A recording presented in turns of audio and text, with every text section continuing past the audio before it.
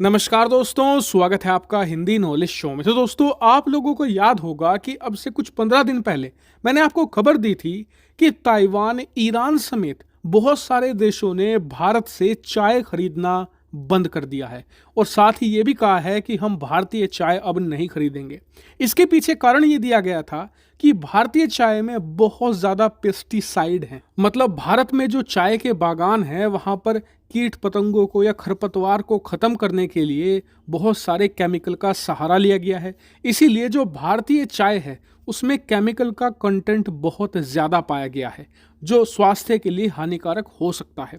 उस समय इसको लेकर काफ़ी बवाल भी कटा और इससे पिछले 15 दिनों में ना सिर्फ भारत सरकार को नुकसान हुआ है बल्कि भारत के जो छोटे व्यापारी हैं, बागान मालिक हैं, वहाँ पर काम करने वाले लोग हैं, सबको नुकसान पहुँचा है। क्यों? क्योंकि इस समय श्रीलंका जैसा देश जो चाय का एक बहुत बड़ा एक्सपोर्टर है, इस समय वो एक्सपोर्ट ना के बराबर कर रहा है।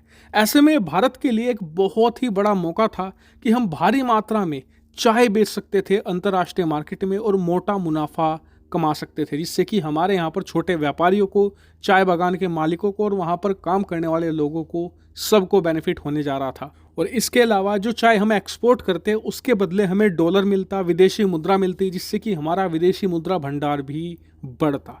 लेकिन पिछले 15 दिनों में भारतीय चाय को लेकर जो जो बातें हुई हैं उससे हमारे एक्सपोर्ट पर बिल्कुल फर्क पड़ा है। लेकिन आज इसको लेकर एक बहुत ज़्यादा बड़ा यू टर्न आया है।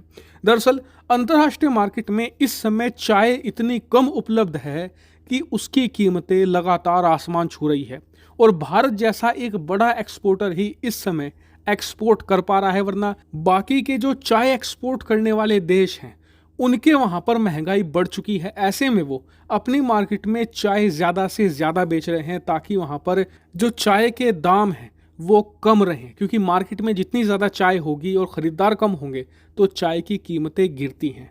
ऐसे में भारत ही एक बड़ा एक्सपोर्टर अब बचा है और जो देश चाय सिर्फ इंपोर्ट करते हैं, जहाँ पर चाय नहीं उगाई जाती, जैसे कि रूस हो गया, ईरान हो गया, तुर्की हो गया, इन देशों में चाय नहीं उगाई जाती, ये सिर्फ इंपोर्ट पर ही जिंदा है। ऐसे में इन्हें चाय खरीदनी होगी। लेकिन 15 दिन पहले ये देश ये कह रहे थे कि भारतीय चाय में केमिकल है, भारतीय चाय खराब है, स्वास्थ्य के लिए हानिकारक है और भारत को ऐंठ दिखा रहे थे। लेकिन आप जानकर हैरान होंगे कि आज इनकी ऐंठ ढीली हो चुकी है, खासकर कि ईरान और तुर्की की।